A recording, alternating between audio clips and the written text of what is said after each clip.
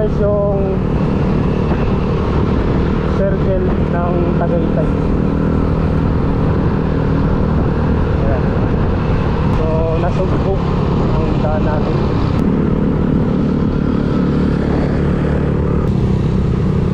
Ganda dito guys, overlooking yan guys sa ano na yan, bigat na yan.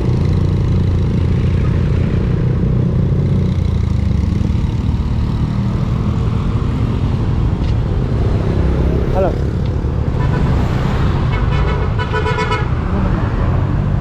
Kaya tayo? Tara.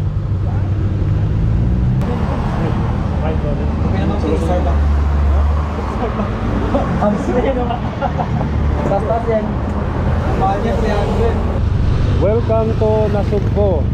So ito yung papuntang Lemery. Pupunta tayo muna ng Fantasy World. Ay no, mga riders.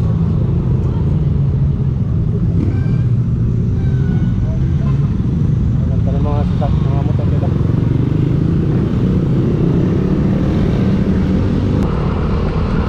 Welcome to Lemery, Batangas.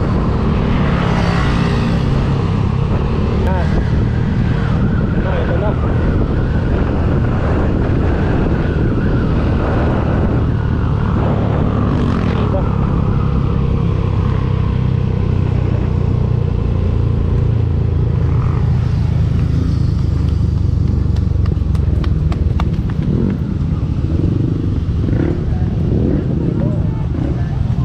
Dito na tayo mga idol sa Fantasy World.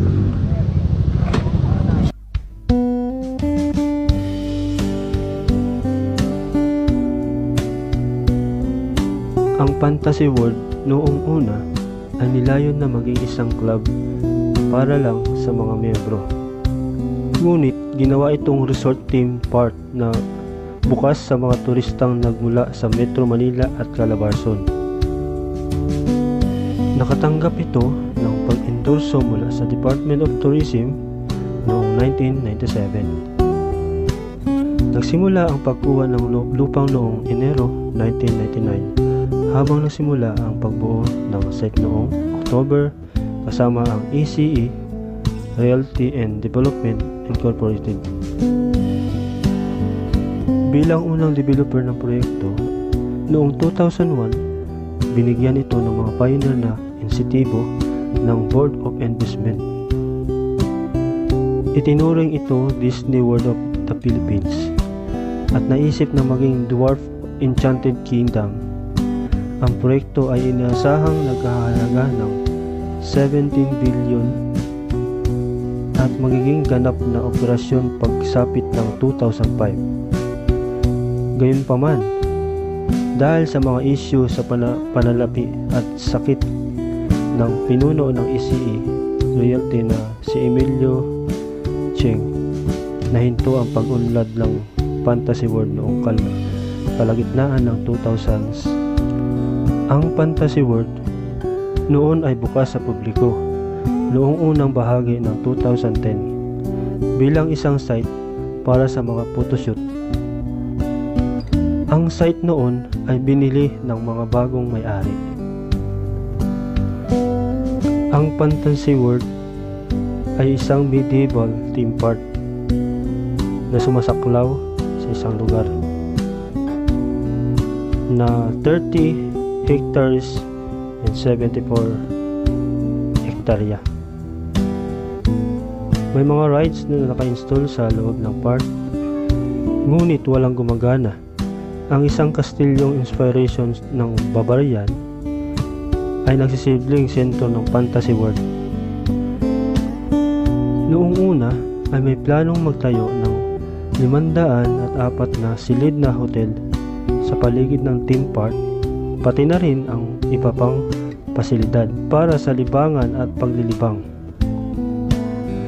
May mga ibang shooting pala dito ang mga gaya ng ABS-CBN, ang Fantasy Anthology series ng ABS-CBN na Once Upon a Time ay kinuhaan sa Fantasy World para sa mga episode ng Cineworld at Rapunzel.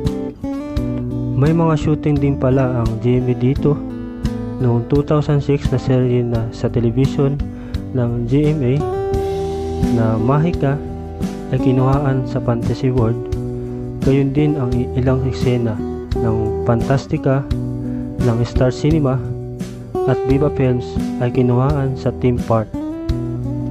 Luntian na nagagandahan na napalibot dito sa Fantasy World. Habang bukas ang theme park, walang functional rides. At ang mga attraction ay nagsisilbing photoshoot subject para sa mga bisita o turista, mga motorista. Dito po natin matatagpuan ang Fantasy World sa lungsod ng Lemery, Batangas.